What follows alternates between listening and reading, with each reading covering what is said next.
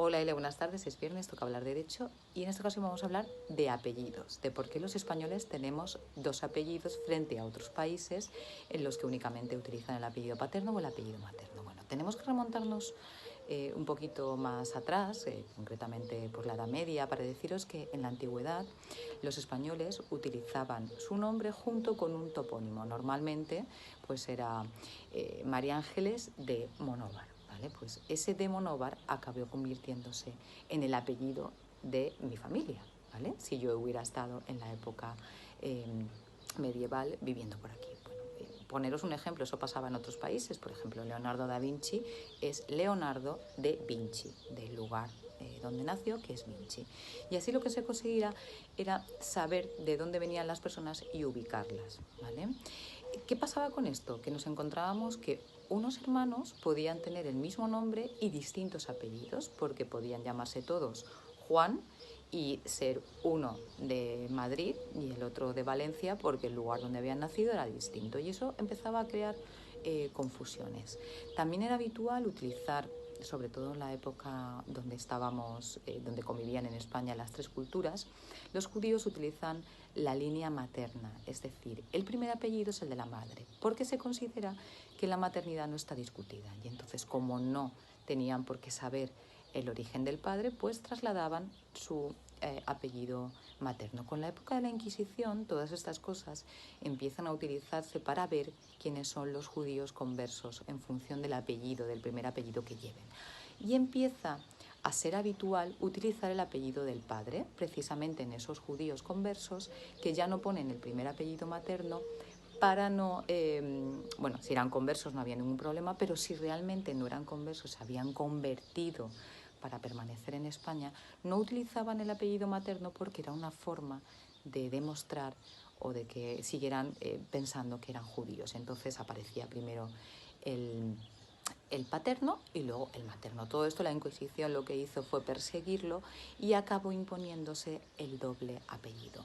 Sí que es cierto que de una forma residual y ya en la época de la burguesía, la alta sociedad castellana lo que iba haciendo era introducir los dos apellidos porque lo que pretendía es que pudiera quedar claro el linaje del padre y el linaje de la madre en una persona. Y eso que se convertía en un signo de importancia fue trasladándose poco a poco como un hecho más práctico que legal, hasta que allá por 1880 y pico pues se empezó a instaurar la obligatoriedad de utilización mediante el registro civil de los dos apellidos. ¿Por qué? No era por una cuestión de singularidad, sino porque así se había demostrado por parte del Estado que podía tener controlado de una forma más clara quiénes eran los españoles, porque había dos apellidos que les hacía distintos a otros. Se evitaba así pues, que una misma persona tuviera o que unas mismas personas tuvieran el mismo apellido, porque solamente había uno y el mismo nombre, y llega para dar confusión en torno a, pues, a la formación de delitos o, bueno, o cualquier cuestión de estas. Con lo cual, la utilización de los dos apellidos individualizaba y era más fácil controlar y tener un registro de los españoles. Esto pasó con el registro civil. Luego, el Código Civil lo que imparte en el artículo 114 es la obligatoriedad de los españoles de tener el apellido paterno y el apellido materno.